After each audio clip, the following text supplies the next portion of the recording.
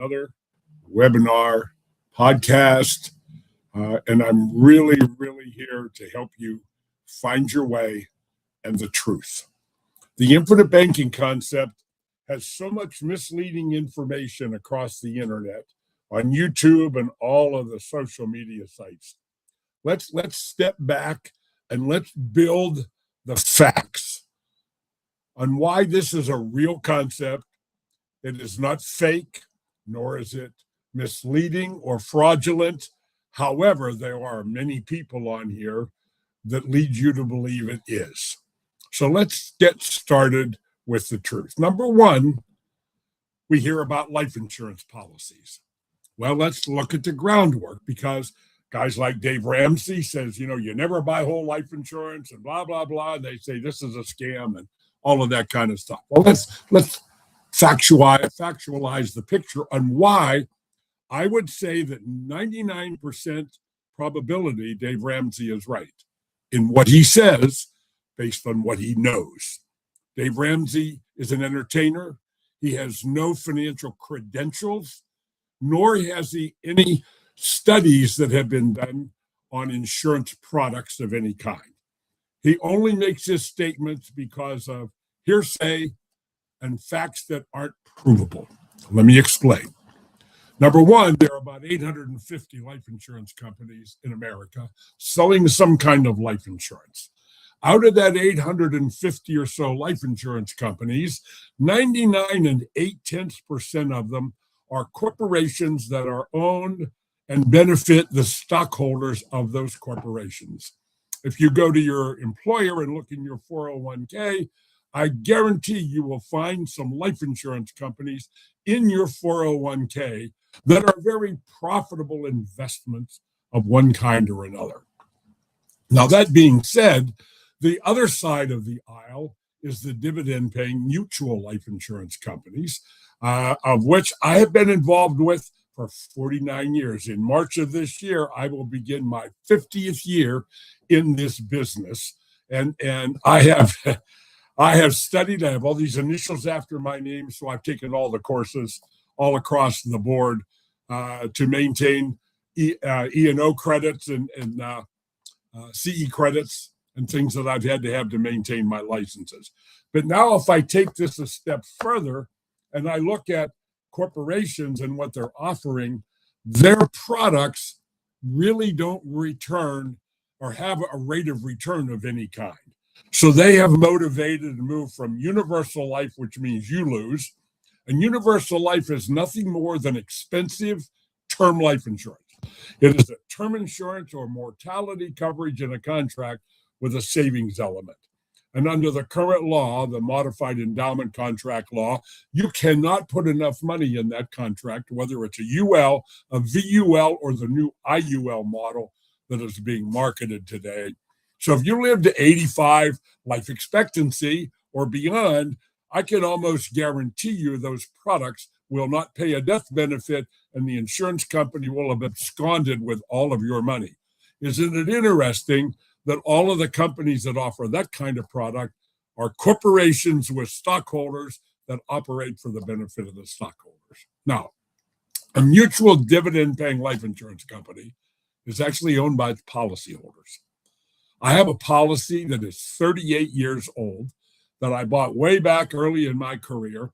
And if I look at the cash value in that policy today, all the way back to every dollar I've ever put in it, I would have had to equal 4.5% after tax to equal the cash value in that policy, not counting the huge increasing death benefit. Because you see, the dividend-paying mutual life insurance companies are required under federal tax law to distribute the profits at the end of the year to all the policyholders. And there's only, in my mind, 6 or 8 of these companies that are in business today that are truly mutual life insurance companies and operate with the best interest of the policyholders in mind. Now, that being the case, let me say one more caveat to that. The dividend-paying mutual life insurance companies are all over 100 years old. There aren't any new ones. Who would invest in a company where you had no ownership in the company? Do you understand what I'm saying? Now, these policies How do I prove that they're that good? I mean, you can look at illustrations, and illustrations aren't guarantees.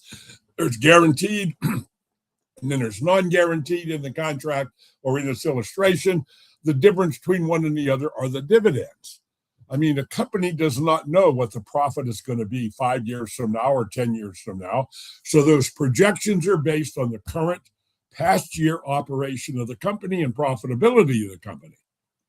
But I can say one thing. For 140 years, the mutual insurance companies, for the most part, have paid a dividend every year on those policies since the beginning of the company. They have been very profitable. Now, what does a life insurance policy with cash value give me? It is not a banking policy, and there are people who say, well, you need a banking policy. Horse pucky. There is no banking policies. It is a dividend-paying whole life insurance policy, most likely with a dividend rider on it so you can put extra money in it beyond the base policy itself. But the government in 1986 passed a law called the Modified Endowment Contract Law to try to slow down how much money people could put into these insurance contracts. And with that being the case, the question is, why would the government get involved to try to prevent you from putting money into a life insurance policy? Well, I'll tell you why. Because the death benefit's tax-free. I have access to the cash value because it creates for me an absolute guaranteed credit line with the life insurance company. So I can leverage that contract with the insurance company while I'm still making my guaranteed cash value increase and my dividends on that contract, even though I may have a loan with the insurance company. So my dollar is still earning a rate of return while I'm using it to obtain something else, whether it's an investment or an investment opportunity, and on and on and on. Therefore, when people say the rate of return in a life insurance policy is so low, well, you have to decide what is it compared against. We're talking an absolute guaranteed rate of return on your money, which would be equivalent to a bank account. What are you making on your bank account today? 0.1, 1%? Maybe if you get a CD, you might get as much as 3 or 4 today. But for the last 15 or 18 years, up until just the last couple of years, interest rates were darn near zero. In Europe, people were paying 0.25% interest to the bank for the bank to just hold their money. So let's be real about what we're comparing one thing against another by. Now, I have some information. Now, this is interesting. If you look at banks, where do banks store their tier one capital? Now, what is tier one capital in a bank? Tier one capital in a bank is the reserve of the bank. They can't invest it. They can't loan it out. That's that 5% to 10% on every dollar that you put in the bank that they can't do anything but keep absolutely safe. So where do they store that capital, that tier one money? They store it in corporate and government bonds that are basically guaranteed. And imagine this, they store it in cash value life insurance, the kind of life insurance we're talking about. Why would they do that? Because of actuarial science. Actuarial science is what makes life insurance work. An actuary looks at millions of lives at any age and can tell you how many people are going to die to the fraction. And all companies set aside an additional reserve in case of bad things like COVID a couple of years ago. If you remember the statistics, the insurance industry said death claims were up like 30 to 35% because of COVID. But none of the companies lost any money because they had already planned for those kind of emergency or outlandish events that happen along the way. So that's why banks are allowed to invest their tier one money into cash value life insurance. Let me give you a couple of examples. Here's an example, Bank of America. And this article came out of an article. I'm going to pull it out here so you know what I'm talking about. It was an article in Probe, and the article was written by Barry Dyke. Okay, there it is right there. Now, in this article, there's a list of insurance companies in here, or banks, I'm sorry. Bank of America on this list is the largest bank as far as tier one capital. Their tier one capital in 2008, this is a little old, I don't have any current ones with me, was $112 billion of Tier 1 capital. Holdings, life insurance cash value in billions. 14.65 billion of that Tier 1 capital was in cash value life insurance. Interesting. Let's go down the list. JP Morgan, they're worth $111.7 billion, and $12.21 billion, or 11% of their Tier 1 capital, was in life insurance policies. Amazing. Down here locally in Western Pennsylvania, where I'm at, Huntington Bank is a local regional bank in 3 or 4 states. On here, they were listed at $3.292 billion in Tier 1 capital. And wow, 40.64% of that money was in cash value life insurance. $1.338 billion was in cash value life insurance. Now, I don't know about you folks, but people like Dave Ramsey and a lot of the people on there, they're just selling stuff. And I make a great living at what I do, but I never ask anybody to buy anything. I help people build successful retirement plans that when you get to retirement, you have the maximum you can have when you get there, which means everything. I teach people 4 rules that are in my book, The Family Money Farm, the CFO Project. You can get that book by going, see across the screen, cfo-project.net.